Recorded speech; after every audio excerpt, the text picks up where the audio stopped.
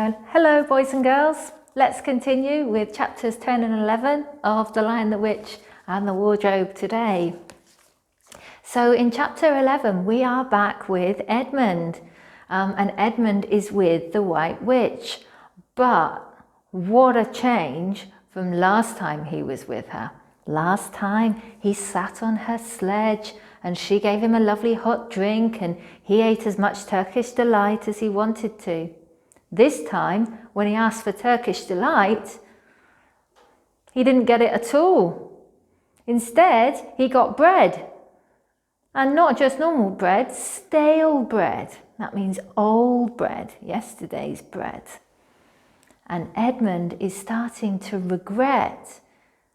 He's starting to feel sorry for his decision to go to the White Witch, because she is no longer nice to him and he's starting to see who she really is. And in this chapter, the witch and Edmund with her dwarf go to try to find the other children. And they're sledging along with the reindeer when they start to encounter a problem. Narnia has been frozen for years and years because of the witch's spell. But because Aslan is drawing near and because of the children being there, there is a thaw starting. Thaw means when the ice or snow starts to melt.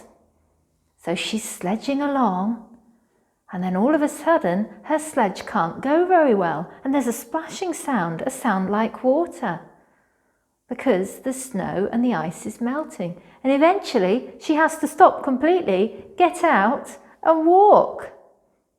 Poor old witch. But we don't feel very sorry for her, do we? She deserves it. So her magic is starting to fade. And all around, the book tells us that spring is starting. And there are signs of spring. The first sign of spring is that the snow and ice starts to melt. Can you see that on your screen coming up now?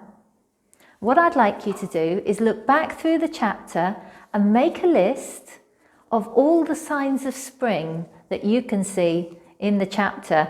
There'll be some flowers growing. They talk about flowers and you might need to look up the names of some of the flowers, like crocuses. See if you can look up the name and find out if there's a translation and if you have that flower here in Bosnia-Herzegovina or whether it's just a British flower. All right, but in your notebooks, title Spring is Here. Make a list of all the signs of spring in the chapter. You can see I've done number 1 for you there. The snow is melting.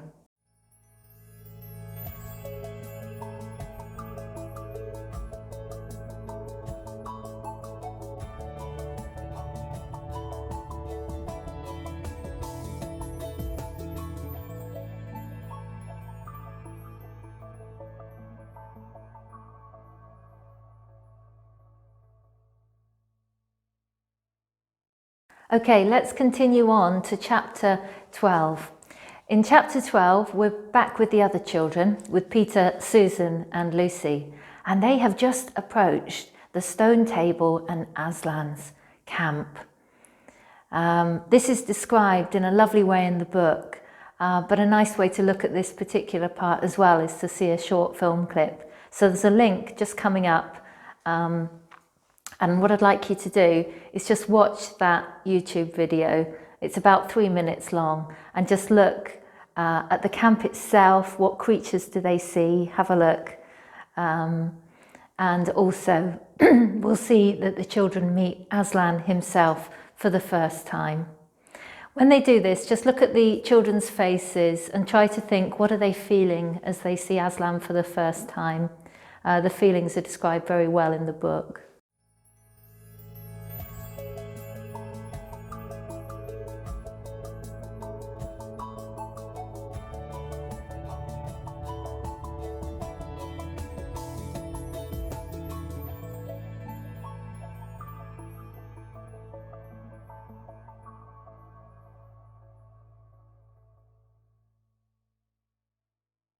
Okay, I hope you enjoyed the little film clip there showing Aslan and his camp.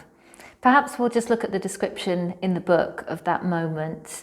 You can read with me, it's page 137, 138, from where it says, Aslan stood in the centre. Aslan stood in the centre of a crowd of creatures who had grouped themselves around him in the shape of a half moon. There were tree women there, and well women, dryads and naiads as they used to be called in our world. And they had stringed instruments. It was they who had made the music. There were 4 great centaurs. Did you see those in the film? The horse part of them was like huge English farm horses, and the man part was like stern but beautiful giants.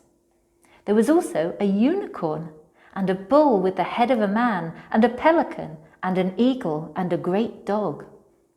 And next to Aslan stood 2 leopards, one of whom carried his crown, and the other his standard. That means flag. But as for Aslan himself, the beavers and the children didn't know what to do or say when they saw him. People who have not been in Narnia sometimes think that a thing cannot be good and terrible at the same time. If the children had ever thought so, they were cured of it now. For when they tried to look at Aslan's face, they just caught a glimpse of the golden mane and the great, royal, solemn, overwhelming eyes. And they found that they couldn't look at him, and they went all trembly. They started to shake.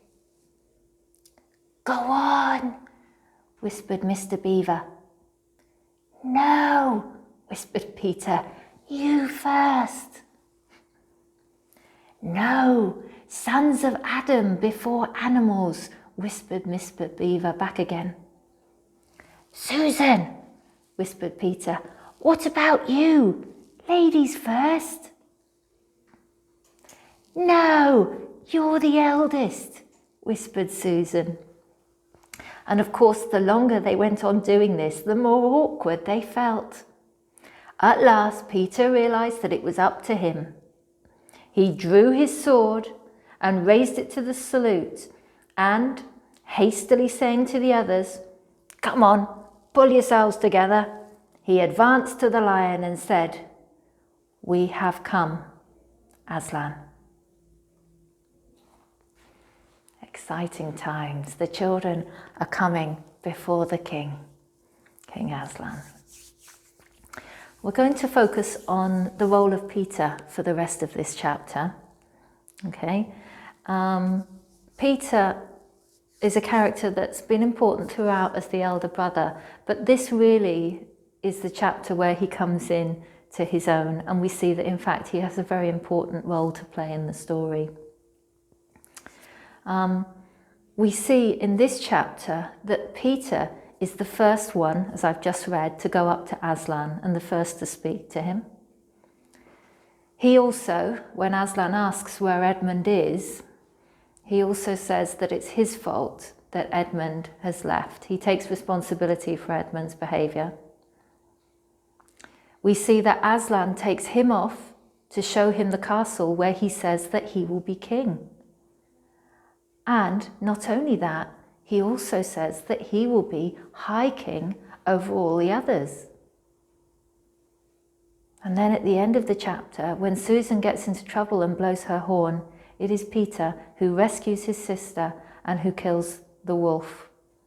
And the chapter actually closes with Aslan knighting Peter. And this means when he takes his sword and he lays it on his shoulder and he gives him a title, he makes him a Sir. And he says, "Rise, Sir Peter Wolfsbone." So he's given him a new name because of what he's managed to achieve by killing the wolf and rescuing his sister. So lots and lots of things that happened to Peter that day. And here's what I'd like you to do. If you'd like, you can look at the chapter again and reread it. And then in your notebooks, so notebooks please, title is Peter's Diary. And I'd like you to pretend that you are Peter on this very important day, the day you meet Aslan and the day you kill the wolf. And I'd like you to write a diary entry in your notebook. Things to include. What happened that day? You can include the main events. How you felt about Aslan, how you felt when you saw him and perhaps spoke to him. What were your thoughts when he said that you would become king? And not only that, high king over the others. How did you feel? What it was like killing the wolf. Was it exciting? Was it scary? Did you try to be brave? And then you did it. And then finally, how you felt at the end of the day after everything had happened. So just imagining that you're Peter, put yourself in Peter's shoes, as we say, and write an entry that you would write in your diary to explain what happened that day. Once you've finished, take a picture of this and your list of spring coming in Narnia that you did a few minutes ago, and don't forget to send it to me. Okay, look forward to seeing you next time. Homework, as usual, is to continue to read the book. So homework, read chapters 13 and 14. See you later.